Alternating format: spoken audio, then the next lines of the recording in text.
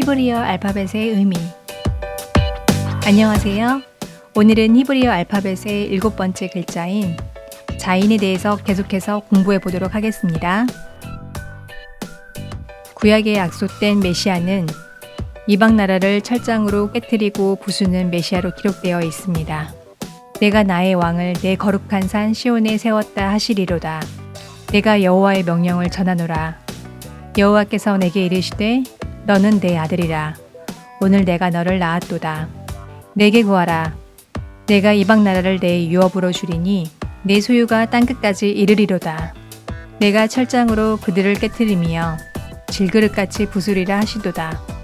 그런즉 군왕들아 너희는 지혜를 얻으며 세상의 재판관들아 너희는 교훈을 받을지어다.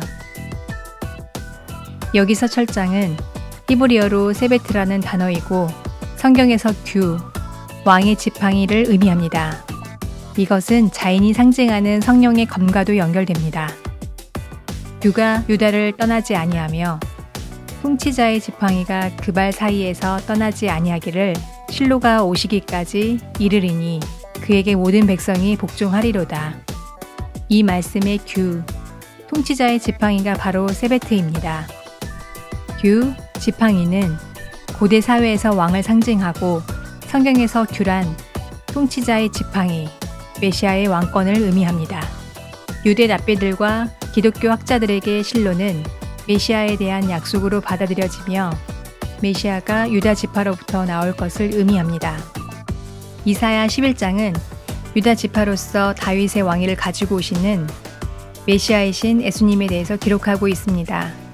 공의로 가난한 자를 심판하며 정직으로 세상의 겸손한 자를 판단할 것이며 그의 입에 막대기로 세상을 치며 그의 입술의 기운으로 악인을 죽일 것이며 그의 입에서 예리한 검이 나오니 그것으로 만국을 치겠고 친히 그들을 철장으로 다스리며. 히브리어로 그의 입의 막대기, 철장은 모두 세베트란 단어가 사용됩니다. 세베트는 자인과 그 의미가 연결되어 있는 것을 알 수가 있고 자인은 예수님의 입에서 나오는 예리한 검, 입의 막대기, 입술의 기운을 의미합니다. 이는 모두 하나님의 말씀을 상징하고 왕의 통치를 의미하죠. 성경이 말하는 진정한 왕은 진리를 증언하고 진리로 다스리는 왕이기 때문입니다. 빌라도가 이르되 그러면 내가 왕이 아니냐? 예수께서 대답하시되 내 말과 같이 내가 왕이니라. 내가 이를 위하여 태어났으며 이를 위하여 세상에 왔나니 곧 진리에 대하여 증언하려 함이로다. 하나님은 우리의 왕이시며 그의 왕권으로 만유를 다스리십니다. 아이러니한 것은 메시아이고 왕으로 오신 예수님은 당시 유대인들이 이방이고 원수라고 생각했던 로마와 싸우지 않으셨습니다. 오히려 예수님은 로마 군인에 의해 십자가에 죽으셨죠.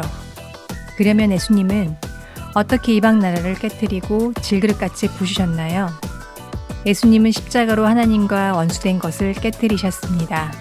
그것은 바로 유대인들이 만든 사람의 계명, 법조문으로 된 계명의 율법, 곧 중간에 맡긴 담이었죠. 오히려 예수님은 철장으로 그 맡긴 담을 떼부셨습니다. 그 철장은 바로 진리를 증언하는 것이었습니다. 그는 우리의 화평이신지라 둘로 하나를 만드사 원수된 것, 곧 중간에 맡긴 담을 자기 육체로 하시고 법조문으로 된 계명의 율법을 폐하셨으니 이는 이 둘로 자기 안에서 한 세 사람을 지어 화평하게 하시고 또 십자가로 이 둘을 한 몸으로 하나님과 화목하게 하려 하심이라. 원수된 것을 십자가로 소멸하시고 이는 그로 말미암아 우리 둘이 한 성령 안에서 아버지께 나아감을 얻게 하려 하심이라. 예수님은 이스라엘 안에 하나님의 말씀을 왜곡하고 변질시킨 하나님과 원수된 이방의 구주와 싸우셨고 그의 지혜와 교훈을 받지 않는 이스라엘의 지도자들과 싸우고 그들을 책망하셨습니다. 왜냐하면 하나님의 뜻은 이스라엘이 이방의 빛이 되고 한 성령 안에서 하나님 앞에 나아가는 것이었기 때문입니다. 하지만 이스라엘은 이방인을 원수라고 생각하고 아버지 앞에 나아오지 못하게 담을 쌓았습니다. 너는 내가 내 아버지께 구하여 지금 12군단 더 되는 천사를 보내시게 할 수 없는 줄로 아느냐? 내가 만일 그렇게 하면 이런 일이 있으리라 한 성경이 어떻게 이루어지겠느냐 하시더라. 성경에서 이방이란 아버지의 말씀을 온전히 듣고 순종하지 않는 구조를 말하고, 예수님은 아버지의 말씀을 온전히 듣고 순종하여 이방을 깨뜨리는 본을 보여주셨고, 그것은 바로 십자가에 죽으시는 것이었습니다. 십자가는 죽기까지 순종하는 것을 의미하고, 그 본질은 유대인과 이방인이 한 성령 안에서 하나가 되어 아버지께 나아가게 하기 위한 것입니다. 이사야서에는 자인이 의미하는 칼과 쟁기가 동시에 등장하는 구절이 있습니다. 그가 열방 사이에 판단하시며 많은 백성을 판결하리니 무리가 그들의 칼을 쳐서 보습을 만들고 그들의 창을 쳐서 낫을 만들 것이며, 이 나라와 저 나라가 다시는 칼을 들고 서로 치지 아니하며 다시는 전쟁을 연습하지 아니하리라. 이것은 이방인들 가운데 남은 자들이 죽게 돌아와 유대인 가운데 남은 자들과 하나 되는 것을 의미합니다. 그리고 이것을 진정한 이스라엘이라고 성경은 말합니다.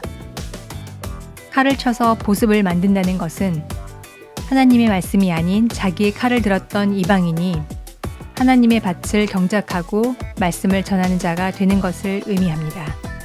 그리고 창을 쳐서 낫을 만들었다는 것은 이방인이 구주에서 나와 하나님의 말씀을 전하고 말곡을 추수하는 추수한 일꾼이 된 것을 의미합니다. 마치 이방의 모압 여인 룻이 나오미와 연합해 보아스의 밭에 들어와 보아스의 소년들과 이삭을 줍는 것처럼 알곡을 모으는 추수할 일꾼이 된 것과 같은 구조입니다. 하나님은 우리를 자신의 형상으로 만드셨고 왕과 제사장으로 부르셨습니다. 히브리어로 경작하다, 밭을 갈다라는 의미를 가진 아바드는 제사장들이 성전에서 하나님을 섬기는 것을 의미하는 단어이고, 예배하다, 섬기다, 일하다라는 의미를 갖습니다. 진정한 왕과 제사장은 감추인 보화를 발견하기 위해 하나님의 말씀을 주야로 묵상하며 하나님의 말씀으로 자신의 마음밭을 경작하여 다스림을 받고 집사람들에게 때를 따라 돕는 양식을 나눠주는 자를 말하는 것이죠. 다윗이 바로 그런 자였고 예수님이 바로 그런 자이셨습니다. 하나님은 그런 자에게 하나님의 왕권을 주시고 진정한 제사장이 되게 하십니다. 이것이 바로 자인이 갖고 있는 진정한 의미입니다. 내가 만일 내 아버지 다윗이 행함같이 마음을 온전히 하고 바르게 하여 내 앞에서 행하며 내가 내게 명령한 대로 온갖 일에 순종하여 내 법도와 율례를 지키면 내가 내 아버지 다윗에게 말하기를 이스라엘의 왕위에 오를 사람이 내게서 끊어지지 아니하리라 한 대로 내 이스라엘의 왕위를 영원히 견고하게 하려니와. 오늘은 여기서 마치겠습니다. 다음에 또 만나요.